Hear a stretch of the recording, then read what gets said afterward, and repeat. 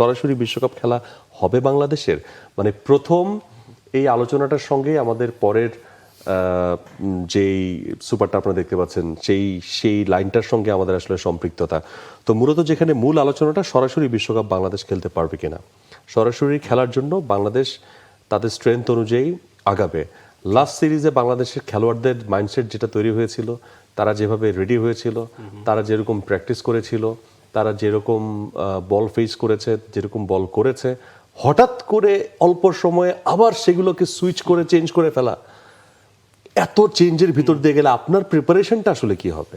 Definitely আমার মনে হয় এই ধরনের সুইচ, এই ধরনের কুইক শাফল আসলে যে কোনো টিমের জন্যই ক্ষতিকর। আপনি বাংলাদেশ কেন, অন্য যে কোনো দেশের জন্য এটা হয়তো বা বুমেরাং হয়ে আসতে পারতো। আমরা যে স্ট্র্যাটেজি সাজিয়েছি সেটা কিন্তু আসলে ইফেক্টিভ হয়নি। এবং দেখুন, আপনার মেইন অস্ত্র যারা বল হাতে, আপনার দুজন এক্সপ্রেস গতির বোলার আছেন, নাহিদ রানা আছেন, তাসকিন আহমেদ আছেন। সেই জায়গায় রিশাদ হোসেন সবশেষ বিগ ব্যাশে যেইভাবে খেললেন, সেই জায়গায় রিশাদ হোসেন কিন্তু এই ধরনের উইকেট ডিজার্ভ করেন না। রিশাদ হোসেন সবশেষ পিএসএলে খুব বেশি ভালো করতে পারেননি, কিন্তু ট্রু উইকেটে তিনি কেমন পারফর্ম করেন সেটা আমরা দেখেছি। হ্যাঁ, গতকালকে তিনি 2টো উইকেট নিয়েছেন, কিন্তু আমার কাছে মনে হয় আপনি কিন্তু ম্যাক্সিমাম আউটপুটটা পেলেন না বোলারদের কাছ থেকে। বোলাররা দেওয়ার ব্রিলিয়ান্ট, ব্যাটারদের কথাই বলতে হয় যখন আপনি ব্যর্থতার কথা বলবেন। গতকালকে বাংলাদেশের মিডল অর্ডার ব্যাটাররাই বেশিরভাগ ভুগিয়েছে। সেটাই এখন প্রশ্ন এই জায়গায় যে ধরুন আপনি সরাসরি বিশ্বকাপ খেলতে পারলেন, কিন্তু এই টিমেরও তো বেশ কিছু টুইনিংয়ের জায়গা আছে। এই টিমের বেশ কিছু জায়গায় এখনো ঘাটতি বেশ দৃশ্যমান, যেটাই গতকালকে ফুটে উঠেছে। আপনার এই কথা ধরে বলে আপনি বলেন যে একটা মানে টিউনিং এর ঘাটতি। তাসকিনের বোলিংটা আপনি খেয়াল করলে দেখবেন তাসকিন প্রায় সময় স্লোয়ার ট্রাই করেছেন according to the wicket, but what about Nahid Rana? তিনি কিন্তু স্লোয়ার ট্রাই করেন নাই। না, তিনি কিন্তু স্লোয়ার ট্রাই করেন নাই। হ্যাঁ, তিনি কিন্তু 144 145 বল করেছেন। সো ওইখানেই তিনি মারটা খেয়েছেন। এই ধরনের উইকেটে you have to go for the slower, যেটা তাসকিন করেছেন, ব্যাক হ্যান্ড স্লোয়ারও তিনি করেছেন, নিউজিল্যান্ডের পেসারও করেছেন, নিউজিল্যান্ডের পেসারও করেছেন। সো এখানে আপনার এই ধরনের উইকেটের স্ট্র্যাটেজি একরকম, লাস্ট সিরিজ আপনি খেলা নিলেন একরকম, এখন হঠাৎ করে আবার সেখান থেকে সুইচ করলেন। সো আমরা যদি দেখি যে সরাসরি বিশ্বকাপ বাংলাদেশ যদি খেলতে হয়, সেখানে বাংলাদেশের রেটিংটা এই মুহূর্তে যেখানে আছে, আমরা যদি আপনাদেরকে একটু গ্রাফিক্সটা দেখাই, শেষের পার্টটাই আমরা দেখছি বাংলাদেশ 9 নম্বরে আছে এবং সেখানে 79, ঠিক বাংলাদেশের উপরের নাম্বার 8-এ রয়েছে ইংল্যান্ড এবং তাদের রেটিংটা হচ্ছে 88। এই সিরিজটা যদি বাংলাদেশ 3-0-তে জিততে পারতো, তাহলে বাংলাদেশের রেটিংয়ের সঙ্গে +6 সর্বোচ্চ +6, মানে +4 থেকে +6 according to the last situation, সেটা আসলে যোগ হতো। তো সর্বোচ্চ যদি 6 ধরি, তাও সেটা 79, 6, 85। সো 85 মানে আপনি 88-র কাছাকাছি এগুলেন। এবং সামনে কিন্তু আবার অস্ট্রেলিয়া বাংলাদেশে আসবে, সো সেখানে বাংলাদেশ কিন্তু চোখ রাখবে। সো প্রিপারেশনগুলো না, Pakistan followed by New Zealand followed by Australia, তিনটা দেশেরই কিন্তু পেসটা ভেরি ফিউরিয়াস এবং ট্রু উইকেট আপনি যদি প্রিপেয়ার্ড হতে পারতেন না এই তিনটা দেশের এগেনস্টে, আপনার জন্য খুব ভালো হতো। সো এই যে প্রিপারেশনটা হলো, যে উইকেটটা বাংলাদেশকে দেওয়া হলো মিরপুরে, বিশ্বাস করেন truly against of this wicket.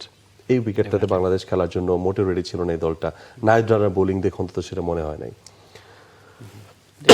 আপনি যদি মানে লং টার্ম সিনারিও বিবেচনা করেন, মানে সরাসরি বিশ্বকাপ খেলাটাও সেক্ষেত্রে হয়তো বা মুখ্য ব্যাপার না। আপনার এই টিমের যারা খেলছেন, বড় বড় অ্যাসেট বাংলাদেশের পেস ইউনিটটা তো আমরা সবসময় বলে থাকি যে অতীতের যে কোনো সময়ের চেয়ে হয়তো বা ওয়ার্ল্ড অফ দ্য বেস্ট। তাদেরকে যদি আপনি এই ধরনের ট্রু উইকেট দিতে না পারেন, সেক্ষেত্রে আমার কাছে মনে হয় এটারও একটা দীর্ঘমেয়াদী নেতিবাচক প্রভাব পড়তে পারে। আপনি খানিক আগেই বললেন তাসকিন হয়তো বা তার এক্সপিরিয়েন্সের বেসিসেই এই সাফল্যটা করেছেন। তিনি এই মিরপুরের উইকেটে গত এক যুগের বেশি সময় ধরে খেলছেন ইন্টারন্যাশনাল ক্রিকেটে। তো হয়তো বা সেই জায়গায় নাহিদ রানা ওই কম্প্রোমাইজটা, স্যাক্রিফাইসটা হয়তো বা অভিজ্ঞতার ঘাটতির জন্যই প্রপারলি করতে পারেননি, বা সেটা হয়তো তার অস্ত্রও না। তো এই নেচারগুলো যদি আপনি বুঝতে না পারেন প্লেয়ারদের মধ্যে, এবং সেই তাদেরকে খেলার জন্য তাদের ফেভারেবল পজিশনে যদি আপনি নিয়ে যেতে না পারেন, ম্যাক্সিমাম আউটপুট পাওয়া আসলেই সম্ভব নয়। অ্যাবসলিউটলি। এবং আপনি যদি স্লো অ্যান্ড টার্ন উইকেটে খেলাবেন, then Mustafizur Rahman was the best option. He was the best option, not Shariful. So sorry, এই জায়গাতে আলটিমেটলি আমি বলবো যে ফার্স্ট গেমের যে প্ল্যানিং, ওভারঅল প্ল্যানিং, পুরো প্ল্যানিংটাতেই বাংলাদেশ ফেল করেছে, অথবা প্ল্যানিংটা বাংলাদেশের জন্য মানে একদমই বুমেরাং হয়েছে। সো সেটা পুরোপুরি কাজ করেছে নিউজিল্যান্ডের পরে। এক্স্যাক্টলি। সো ওই জায়গা থেকে দেখা যাক বাংলাদেশ নেক্সট গেমে, আপনি যদি স্লো উইকেট প্রিপেয়ার করেন, আমার কাছে মনে হয় you go for the test. আপনি টেস্টে স্লো উইকেট প্রডিউস করেন, but if you go for the ODI or T20, সাদা বলের জন্য ভাই আপনি ট্রু উইকেট রাখেন।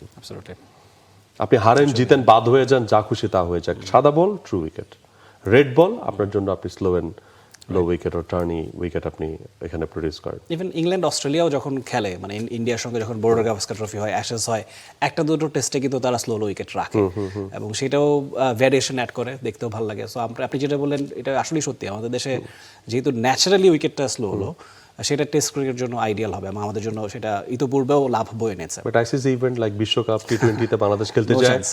আমরা ওডিআইতে আমরা হচ্ছে বিশ্বকাপ আমরা বাংলাদেশ দল খেলতে যাই, তো সেখানে বাংলাদেশের পারফরমেন্স যদি ভালো করতে হয় আপনাকে এক্স্যাক্টলি ওই রকম প্রিপারেশনটাই বাংলাদেশের জন্য আপনি নিতে হবে।